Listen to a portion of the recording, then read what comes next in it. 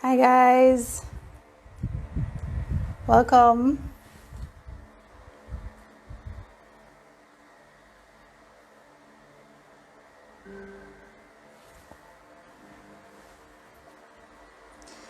Welcome to Therapy Tuesday. Just waiting on our guest.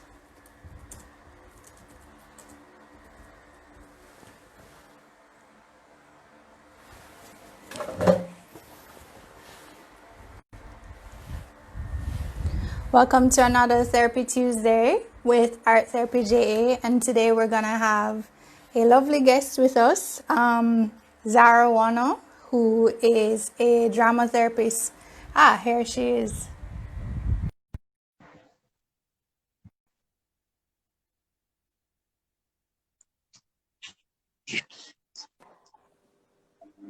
Hey Zahra, can you hear me?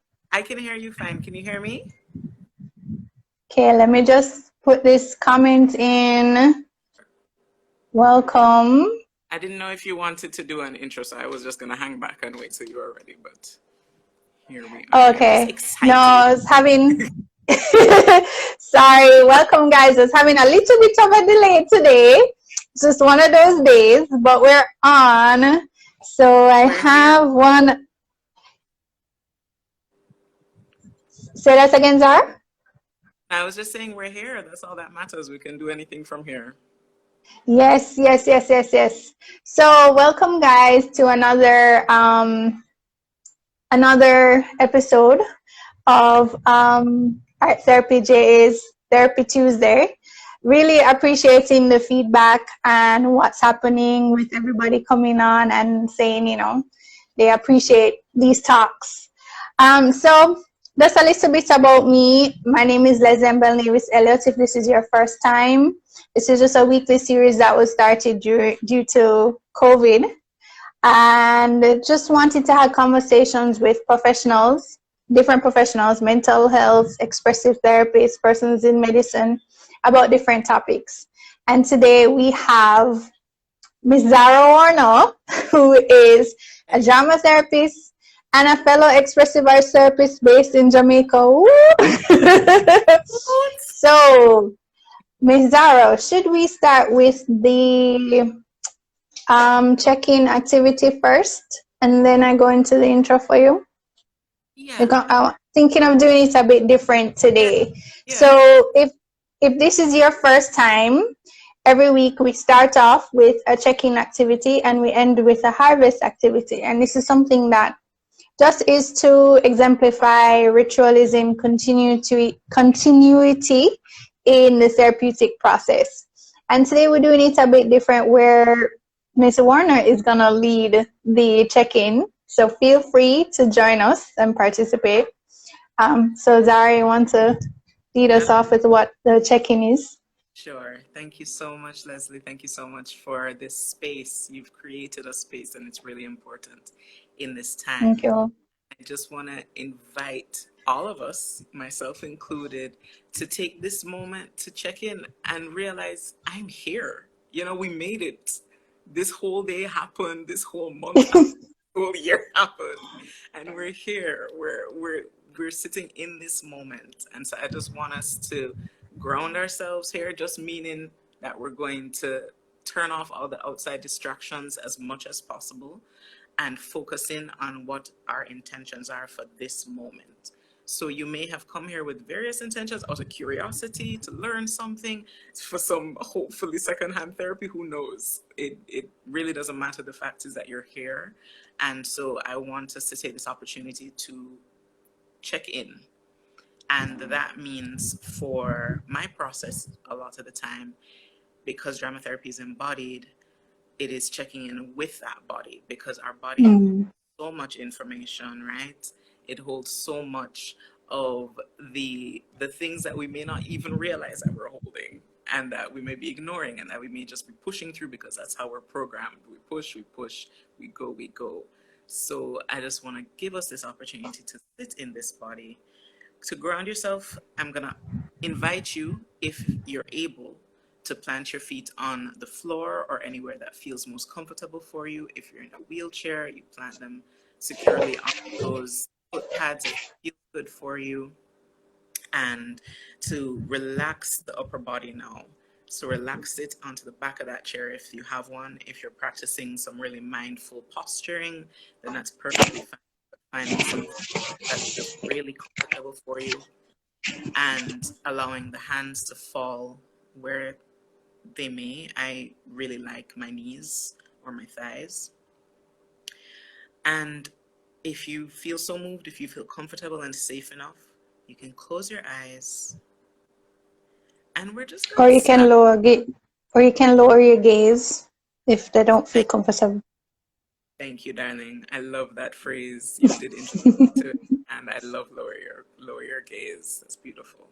So we're going to do what I call a tip to toe and a toe to tip. So we're starting at the tippy top of our heads, and we're just doing a scan. This is simply to check in. What's going on with your head top? How's that feeling? Not the hair on your head, but actually what's happening inside your head physically. Do you have any tension? Is there a headache? Is there a feeling of lightness? What's going on there? We're checking in with the face. Are there any points here where you've been holding on really tight and you didn't even realize? Forcing a smile? Are your lips turned down? What's going on there? What's going on with your ears, with your neck? We don't realize how much work the neck does. How much Mhm. is it carrying and holding today, right? Going down to those shoulders, they're infamous.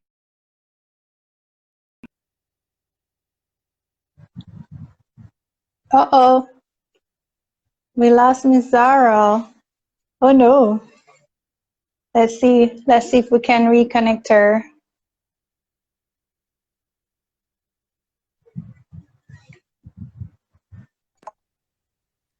I'm here. Zara, sorry. Okay, no worries. I just all of a sudden I'm up here. We lost you in the middle of our check-in. Oh no. Track. That's the beauty of the check-in, because you can say, Yeah. again, what was I doing? Which we often need to do in the midst of the day, right? You may Yeah. go a room and you forgot why you went in there. Just check back in. What do you need right now? Okay. So we're right Okay. back where we were. The shoulders, those pesky shoulders. It's probably very fitting that I got kicked off at that time, because the shoulders tell us so much. There's some hot points for a lot of us. So let's just check in with those shoulders. Let's check in with the collarbone, the chest, the ribs, the stomach, the hips, the thighs, the knees, the calves, the shins, the ankles, the heels, the instep of our feet, the balls of our feet, our toes, from joint to tip. And we're just mining this information. We're not trying to judge ourselves. We're not trying to think of what should be, how we should be feeling, how we should be looking. It's about what's actually happening right now. And we're just mining that information. And now that we have some of that, and I'd like you to hold on to that information simply because we're going to use it in the second part of our check-in. I'd like to invite you now to release those parts that you may have unintentionally tensed up in this process of check-in. Because when we draw attention to these body parts, sometimes they perk up and they say, oh, hey, how you doing? So let's give them a moment to release physically those sensations of tension, starting from the tip of the toes, through those joints, to the balls of the feet, to the instep, to the heel, up to the ankle. Let it go. Let go of those calves. We hold a lot in our calves as well. For the runners, those shins may be screaming at you. Those knees, a lot of us are working with. The thighs, let's give them a rest. Give those hips a rest. Let's check in with that stomach where there's so much information. and try to unknot some of those knots that we may be creating.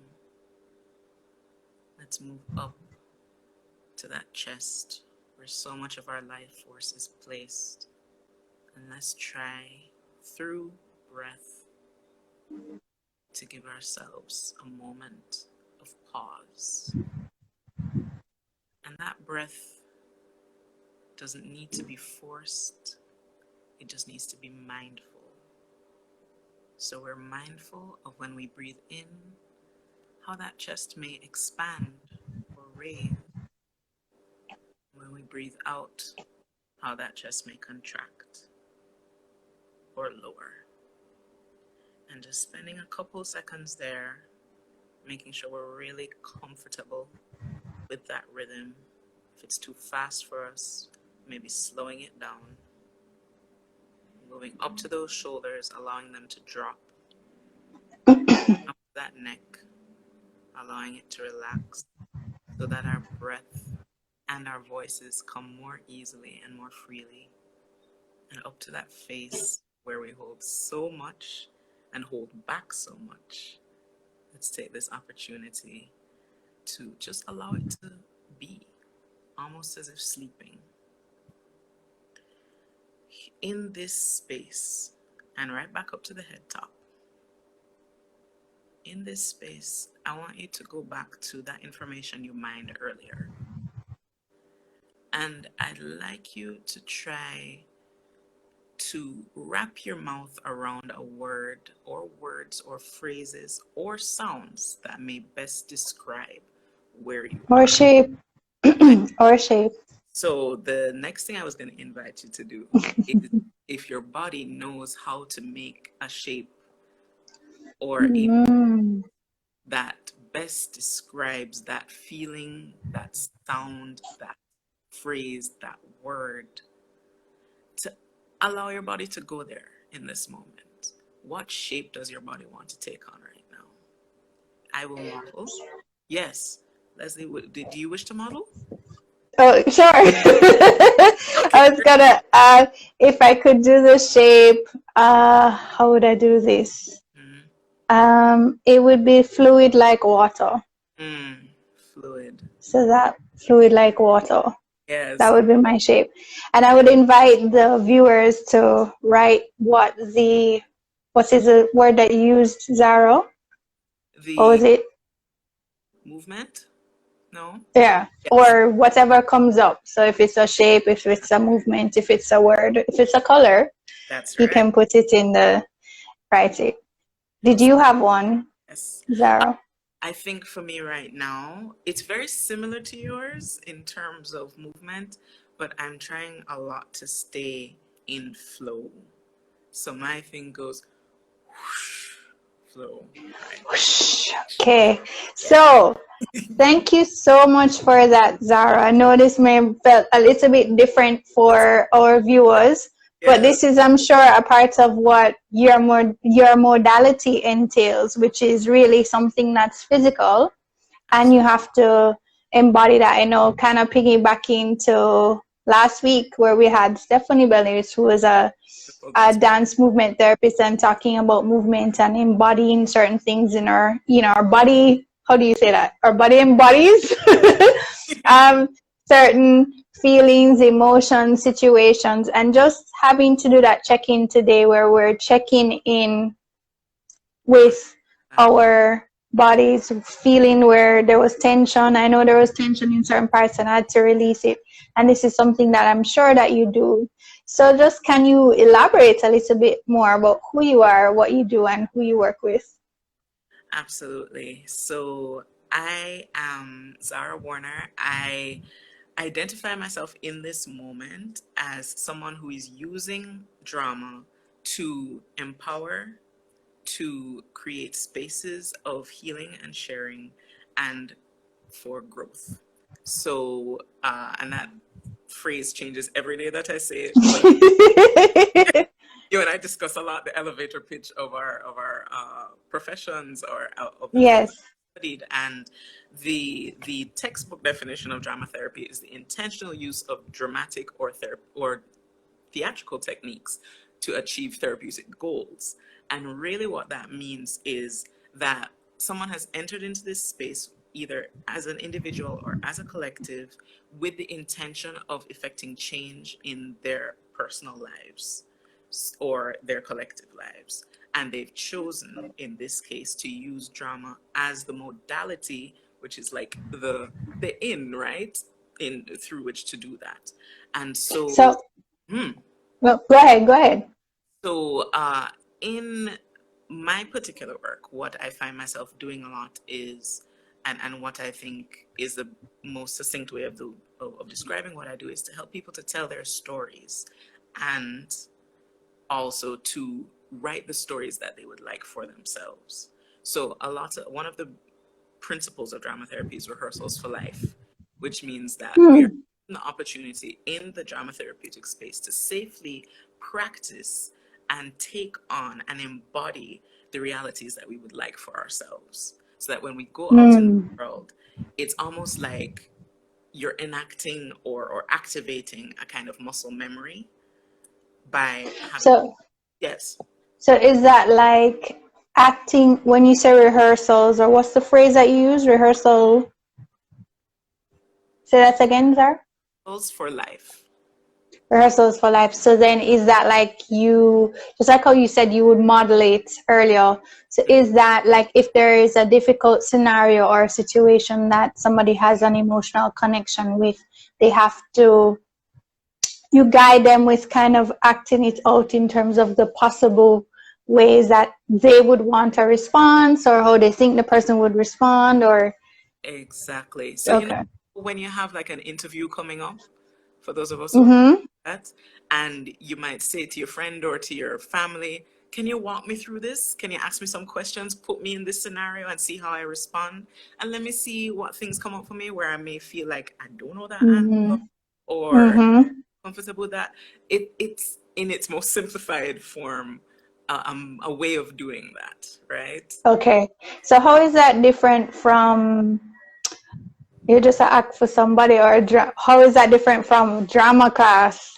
Excellent question. So the first thing is that when you walk into this room, you're not being evaluated. So you know how in a class you're coming in to learn a skill, and then in many cases being evaluated on how well you have attained that skill. When you walk into a drama therapy space, you don't need to be an actor, right? That's one of the major misconceptions. A lot of people think you have to be an actor, or they think you have to be dramatic, or you have to be, you have to be an extrovert. You don't even Eloquent or a thespian. You don't even have to be all of that, right? Because a lot of the times the people that I work with are not even verbal. So if we're thinking about your typical actress and actor, those are not the people that you necessarily think about when you step into a therapy space. You're looking to create a space where someone can come in and they're looking more for positive change or positive progression in their lives, because perhaps they found themselves at a space of being stuck or unsure of where they want to go next. So they may when you say go ahead, sorry. So they may have encountered a difficult situation or are encountering a difficult situation. They may be living with trauma. They may be working through a particular point in their lives. They're at a crossroads and they're trying to make certain decisions for themselves, or they want to stop some of the patterns, right, that they have either been taught or have taken on in order to survive in the world. So we're looking at, when you come into the space, not how well you act, how well you project, or all these things, even though that can be part of a therapeutic contract within a certain context. But it's really about how well are you expressing yourself so that you feel as if you're working through what you need to work through. And Okay. therapists in relationship with you are helping you to overcome those obstacles. Okay. So I hope that's clear to the viewers. So with it being, everything happening around COVID-19, I know you and I spoke about just, checking in and seeing what's happening therapeutically. And we spoke about the fact that there are some groups that are being forgotten or ignored during this time. Absolutely. And these may include young adults, college students, and the elderly. Yes. Can you state some of the stressors that you know they may be experiencing? And yeah, can you state what are some of the stressors that you know they may be experiencing? I don't know if it's because I've been in contact with a lot of young people who are going through that phase of life right now in terms of going through their education, their higher education, or they're stepping out into the working world for the first time. But they've been really on my mind a lot because this period has been so destabilizing for so many people, just in terms of their life, not just in terms of their livelihood, right? In terms Mm-hmm. of their health, in terms of their security, where they're living, etc. I'm just thinking about those things compounded with the fact that you're trying to forge a new path in your life. You're trying to create a new role. You're in the role of student, but you're also maybe trying to get that degree to go and be a actuarial scientist. I mean, the possibilities are endless, but in this state of uncertainty, you still have to attempt to keep yourself as focused as possible on that original goal with this huge curveball being, thrown at you. And there's so many young people and people who are going through this phase of life, because I don't want to just limit, you know, seeking higher education as something that an 18 to 22 or 24-year-old is doing. But uh, there is this space in which a lot of pressure is often on you and has not really eased up. In fact, it's become complicated with the arrival of COVID. I know that students at Edna Manley who are in their final year and have to do final year productions in the School of Drama now have to present a full script in addition to recorded performances. I mean, it's a whole nother layer and level of engagement that's required. And you're often being told that you now have to come up with skills that you weren't being taught, right? To Mm. ask these things that you've been working for the past 4 years or the past 2 years or the past year. And so I've been hearing and sensing a lot of distress, just overt distress from that group of people, and thinking a lot about the ways in which they may be going about structuring their days, going about structuring their lives in order to achieve those goals. I also, because a lot of my work up to this point and my hard work is still with our older or elder population, how are they being impacted, right? There's so many people I know who are older, who may be over 70, over 80, but are still really vibrant, really involved in their communities, have active lives, but they're suddenly being told, oh, I can't go anywhere. I must stay home. Yep. Excuse me, right? And suddenly there's like this huge threat. Like the only people we've heard about consistently throughout the course of this COVID pandemic who are at the highest risk are those who are older than 60, right? And that covers such a Mm. wide range of our population. That covers such a wide range of our own families and friends that it really is strange to think that that suddenly they're being told that you can no longer quote unquote participate in society because of this thing, so that you literally keep yourself And the safe. restrictions with that. So like what, you need to live. So how do you Exactly. manage? Exactly. There are many people So who are, yes, go ahead. There are many people who. thinking just in terms of that wide range of people, over 60, people are still working over 60. There are people who have to think about seriously if they're putting themselves at risk, going out into the world because they still need to make a living, right? They don't have Yep. staying home and they don't have a retirement. But those who do have a retirement, how are they remaining engaged with their communities? How are they remaining feeling fulfilled and vibrant and valuable? Hmm. And that's major because that really taps into self-esteem or self-worth. And you now have this compounded thing that you have no sense of control over. Absolutely. So if you have no sense of control, how can someone engage in self-care how do they find and maintain balance and live in the rhythm of wellness right now using drama therapy? Sorry, that was a mouthful. No, that was gorgeous, fluid, fantastic sentence. And the truth is that I can only offer some of the principles that drama therapy, may expound upon.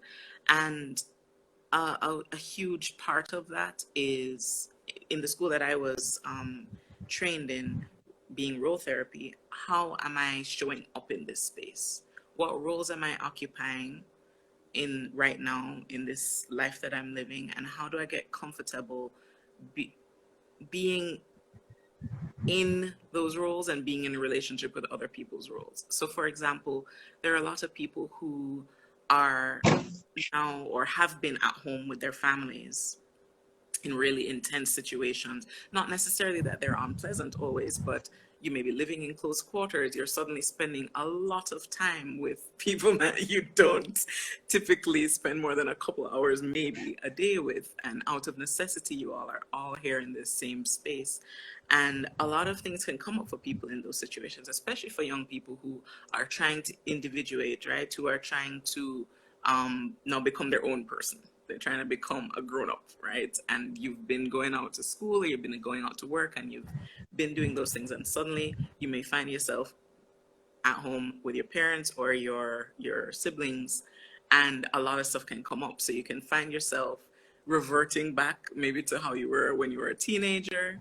You may find yourself becoming really antagonistic because now your rebel is coming out. Exactly. You may find yourself kind of becoming a little bit sensitive, and so your child is coming out a lot more. So those are very Can you break that down a little bit? Let me just repeat the question, because Viral said he liked the question. So I was asking, with the stresses that persons are dealing with now, how can they engage in self-care, and how can they find and maintain balance and live in the rhythm of wellness? That was the question. Absolutely. But then he started now explaining, which I think is even more interesting for viewers. And this is interesting for me because I will be looking at it from the lens of art materials and what comes up in the art and the symbolism in the art. But you're using words like roles, and you said their child, or what is that? What is, can you explain that a little bit more? Are there, I'm gonna use a big word that I know from college, there were archetypes. So like, I know I studied a little bit of like knowing you, like, like the term scapegoat. So like somebody in the family is a scapegoat. Is that a role? For what you started to share about persons being home and the stresses of that and the dynamics, what are the roles? Can you explain that a little bit more, Zahra? So the school of thought, or the approach which I was trained in, is called role theory. And the role method, which was devised and developed by Robert Landy, is the school of thought that we all inhabit a set of roles. Yes, what roles am I taking up? So there is an official taxonomy, meaning there's like a whole list. There's like a whole list of roles that someone can occupy. And they can physically embody it too as well. Absolutely. Yeah. It's not like there's a prescribed set of movements, right? It's not like in dance where you may have a particular move that goes with a particular name or style. However, there may be things that come immediately to mind. So you may think of that child, and you may start to think of someone who may be a little bit more either easygoing and free with their body and playful and so on. Or you may think about someone who's very sensitive and kind of meek and maybe easy to cry, right? A really small child. So it really depends on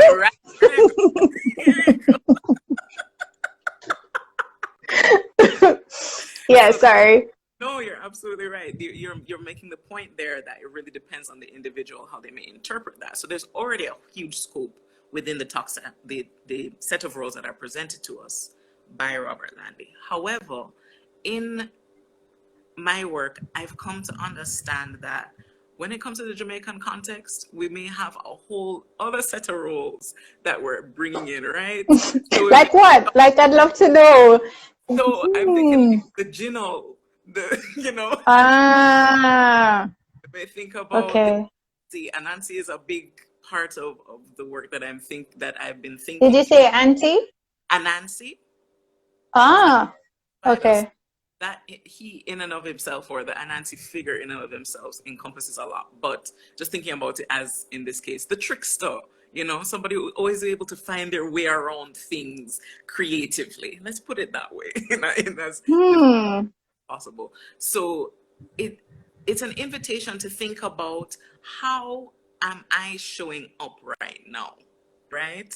What are Hmm. bringing forth? So in an interaction, you maybe had a conversation with your mom on the phone, and you may think about the ways that you responded to your mom in the course of that conversation, because it's not always it's never always one thing, right? So you may have found that your child came out, but you may have found that your rebel came out. You don't want your mom telling you what to do. Don't tell me where to go, mommy. Don't tell me to wear my mask, right? I don't know. And this will be happening when you're 13 or you're 35. This is not Yeah, restricted to any age range or yeah. that. Um, you may be thinking about, when I go into certain spaces, this part of me tends to come out. So, for example, for our students, I go into a classroom and all of a sudden I find myself feeling a lot more shy and reserved than I usually am. And I don't know what that's about. So that's an opportunity now to check in and say, okay, this, What um, is this? exactly, the shy one showed up today. What does it Mm-hmm. tie back to? When I was younger, was I treated as less than in a classroom, right? Did a teacher Hmm. be quiet because my opinions don't matter, or children must be seen and not heard? And so even now at 25, I find myself holding back in the classroom. So it really gives us an opportunity. Wow, Yeah, it gives us an that's opportunity. powerful. Exactly. When you think about it, this COVID time, it's real difficult for people because it forces you to slow down and look at yourself. Even if you don't want to, there's just a little bit more time in the day, even if you're still going to work, because we have curfew going on, right? There's just more things in place that force you to sit and be with yourself. But if we can take that opportunity, going back to your question about how we foster wellness, we use this time, we use that awareness that's coming up. Oh, I'm noticing that this is being triggered. I'm noticing that this role is coming out. Exactly. Looking in the mirror and documenting, starting to document that, Mm-hmm. those realizations. So you know that I'm a huge proponent of your art making. As I was just about to. oh, Girl, I was there. I find it I was right there. in drama, because a lot of people want to be like, go and play that out on the piano, go and make a collage, go and, create a movement piece around that, because that is what the expressive arts allow you to do. Mm-hmm. All for that Mm-hmm. scope of expression, in which you can now say, something is coming up for me, something feels funky, like I literally feel unwell right now. Mm-hmm. Turn on some music, and I'm just going to engage in spontaneous movement. So that literally means I just go and dance like nobody's watching me. Or I'm going to move like nobody's watching me.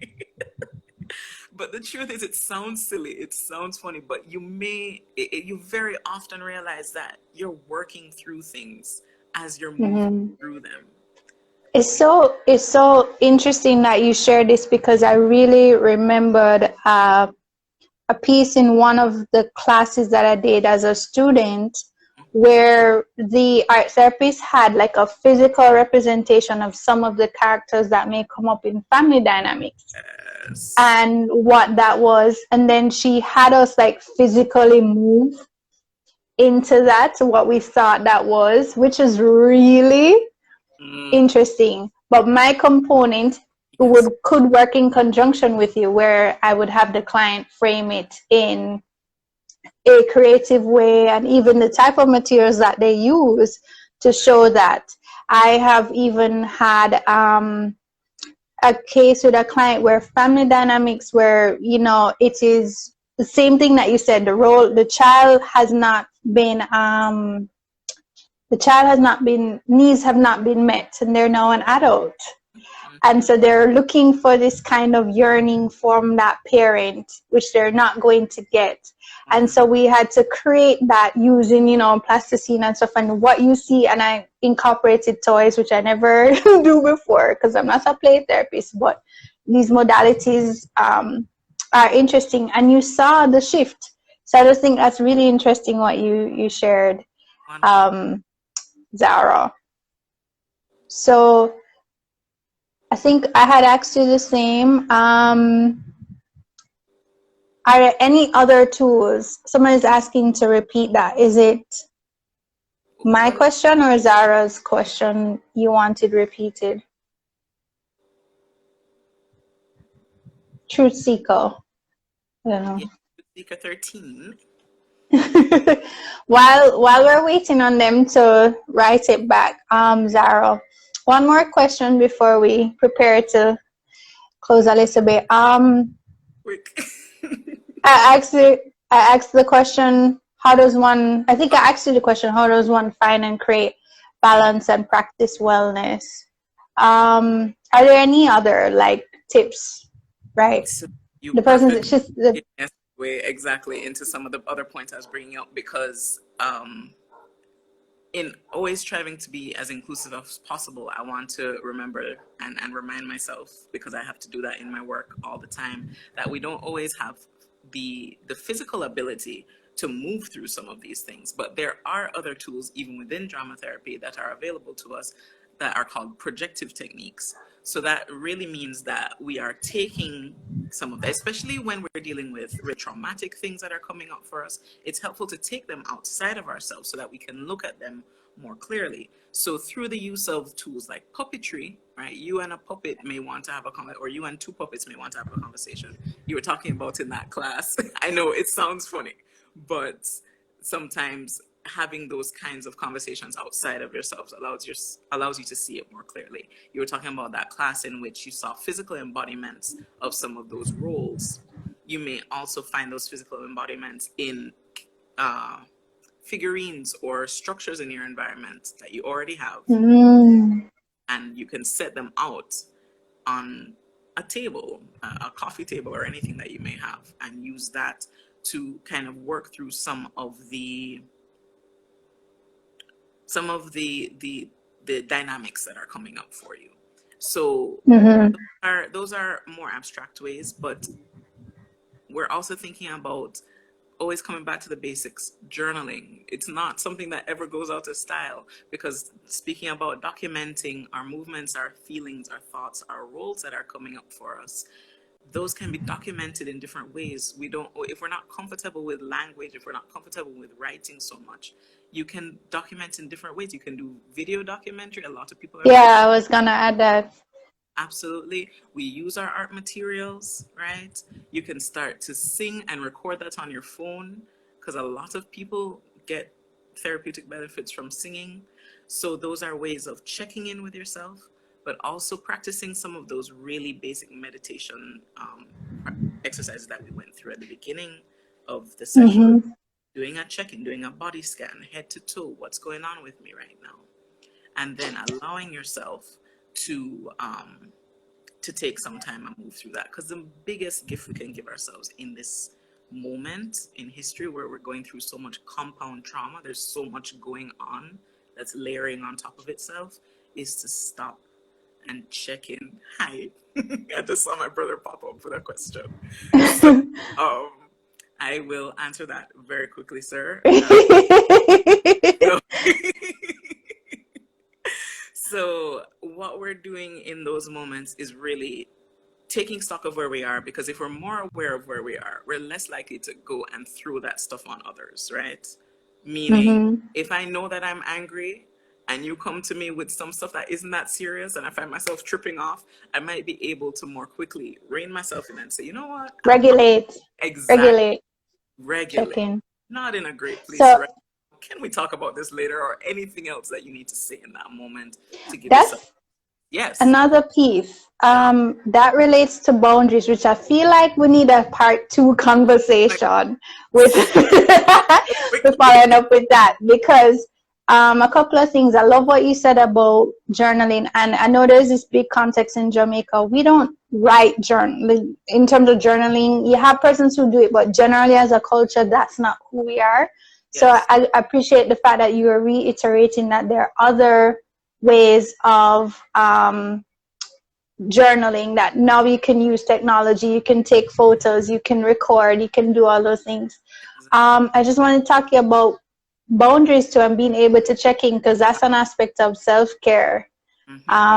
But your how persons are saying yes please to part two, Zara. Quickly, and I feel like there's so much for us to talk about, but I'd like to respond to your question while tying in Mr. Your Kinda's brother's Chris. theory about the Yeah. hero journey. So the question of boundaries is something that we're really new to as Caribbean people, because we're so community oriented. We are so used to living in really close commune with each other, that to say I'm separating myself in this moment, or I am establishing your role in my life, which may not very well serve me in this moment, sir, ma'am, Will you whoever. boof me? But this is the thing, right? How Just dare you? down the rules that are coming up for you when you're in relationship with someone else, you can also take stock of what role they're playing for you in your life right now. And there is, so in the hero's journey, there is the place we are at and the place we'd like to be. And this can be used throughout the course of our lives. In general, it's a great metaphor. It's all encompassing. But in this particular space of trying to create balance and wellness and happiness, even in a really difficult time, where you want to be is that place of balance and wealth and happiness and health, right? So you being where you are the hero. You are it is you. And it is really imperative first to be really comfortable with that, to identify that and say, even if it's not where I want to be, this is where I am. So I've named that. That is in and of itself setting a boundary, because nobody else can come in and then define that for you.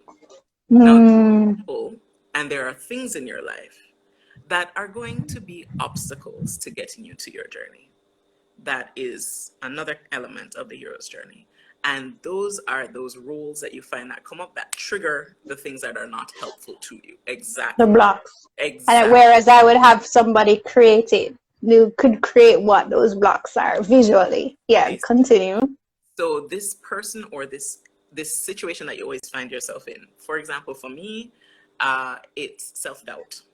So it's not necessarily a person, but that person can manifest, because that person can be the person who initially put those thoughts in your mind, right? The person was like, you sure you want to do that? I don't know if that's for you, them things are not for you, ting, ting, ting, ting, ting. So a role could be a saboteur. Right. Okay.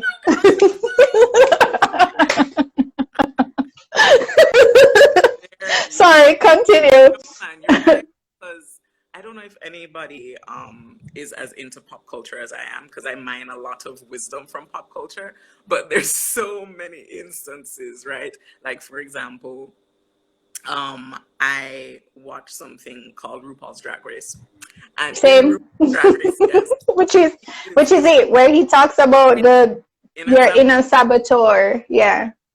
And he speaks about role in a really interesting way. He says everything we do is drag. We're born naked and the rest is drag really means that every role that we put on is like a costume. It's like the wig, it's like the lashes, it's like everything else. Every time we step in a habit space, it's a new form of drag. It's a new form of role, right? And so I want to remember to finish up the hero's journey and tie it into the boundaries. Well, we might have to finish it soon because we have about 15 more minutes. But go ahead. The last thing we need to keep in mind, and I see your question, Beryl, is about the guide. Who or what in your life, those roles that are actually going to help you to get towards your destination, towards your goal. So when you're in setting those boundaries for yourself, you get to say, or you get to practice the inviting of those roles, those people, into your life that are serving you. And setting boundaries, it doesn't mean that you necessarily get the perfection of eliminating them altogether with a magic wand, but you get to say, in my quest to be relaxed today, this friend who calls me every day and is always telling me about who died and how many new cases of COVID there are and so on and so forth may not be Boundary. the person I need to speak to right now, right? And it Or doesn't or maybe enacting to say, could you reduce the amount of shares? I just need exactly some time. practicing healthy ways of doing that. So not blocking them and not ghosting them, but learning how to say to them in this moment, this is what I need from you. Is this something that you can provide for me? Or asking them to check in with you and see where you are right now and if you can handle what they're bringing to you. That's like one of the most loving things that my best friend does for me. When we're about to go off on each other, vent. Can you handle this? That's great. That's great. I love what you just said, Zahra, about I took it as the hero, the saboteur, the boundaries, and the guide. Mm-hmm. And then Veral's last question before we actually start to wrap up is is it the narratives we have and that we operate on? Mm-hmm. He asks that as well. Yes. So using the hero's journey as a framework, we've often told ourselves a story. There's a story that we tell to ourselves that maybe other people do not know. The story of whether we are good enough, the story of how life always goes for us, right? The story of what we deserve. And we're often, even when we don't realize it, operating on meaning. We're going through the world with that story in our heads and telling that story and manifesting that story, meaning everything you do, that's what you expect to happen. And so in your mind, that's always what happens. But when we give ourselves the power, because it's an incredibly powerful thing to change that narrative by using this hero's journey as a guide, as a framework, by putting yourself as a hero in your own journey. You are the star of this show, Even when the world feels like it's on fire, you are still the star of this show. So when you're able That's to powerful. put that position, everything else can line up so that it is in relation to your greatness and in relation to your potential. Wow, that is a gem, and I'm gonna hold on to it. I'm gonna ask persons to even DM me any gems that you take away, any pointers that you take away from each of the Art Therapy JA Therapy Tuesdays talks. Zara, that is, having said that, there may be persons who may struggle to be able to see their own hero or on the frame it that way, and they would need that support. Eh? Yes, So ma'am. where can persons find you and what projects do you have going on? So at this moment, due to COVID, my activity is mostly virtual and pretty limited at the moment, but I am accessible. I have my email address, which is z.warner1990@gmail.com. You can reach me there. You can come over to my Instagram page, right? Hop into my DMs, that's fine. As which long is as Kaya Danielle. Yeah. Danielle will be launching an official drama therapy related one shortly. But in the meantime, I'm using that for all the platforms. And just reach out. Let's have a conversation. And if you are interested in beginning sessions, then we can negotiate the best ways to do that to maintain all of our safety and health and happiness as we move forward. So thank you for that, Miss Warner, and thank you for joining us. You really dropped some gems today. Just want to let persons know, thanks again for joining us. Next week we'll actually be having a talk with Dr. Nicholas Bromley, who is a physical therapist, about maintaining physical health and well-being with the geriatric population. So Zahra, we just have 10 more minutes, and Instagram will shut us off like in 30 seconds at the end. So I know we were gonna do the check-in. We may switch it up a little bit. I don't know if there's a different one or if you want me to go ahead and do my Please. check-in. Yes, ma'am. Okay. Yes, next week Tuesday. So Therapy Tuesdays is Art Therapy J hosts these talks every Tuesday, 6 p.m.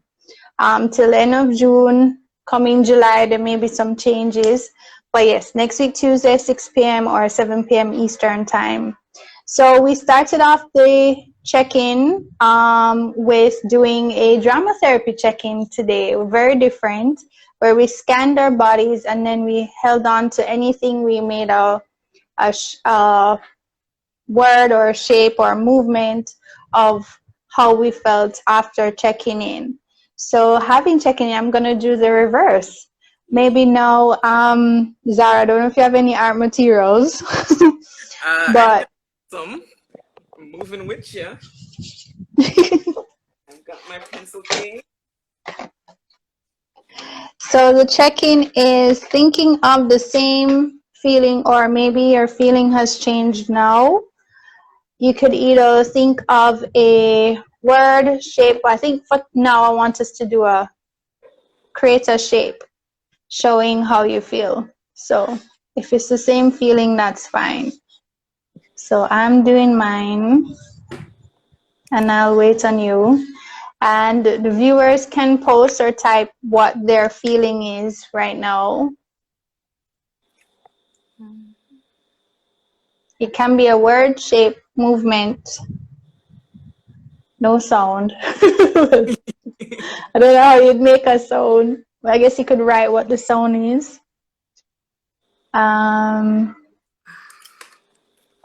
This is so fun. Get to go back into my art materials. Thank you, Leslie. Okay, True Seeker says a triangle. Ooh, what is the feeling? I'm curious about that. And does your triangle have a color? Should I go first? Zara, you want me to give you a couple more? I think I'm ready. It's very crude, but I think it's true. Okay. Okay, so I have a flame with Oh, and lots of sparks because I feel okay. ignited. You feel Ignited. ignited. Why is that crude? Why did you say that was crude? No, the photo I mean, because it was just done very quickly. But yes, I The know. self-doubt I know talk. you're gonna tell me Self-doubt the talk. same. But I love that though, that you drew a flame and it means you're ignited. It means that you have some power that you're gonna use to move forward. That's right. Trusika said that they feel like everything is piling up, but at the same time heading to an answer, the top of the triangle. I would also say even with a triangle too, there's a foundation and, lessening support. Would love to explore that. Can always check me out in Art Therapy JA for sessions too. And I have it as yellow. So mine is, I'm continuing that water river type feeling. So just flowing and continuing to continue this process. So thank you again. Let's do the movements. Thank you again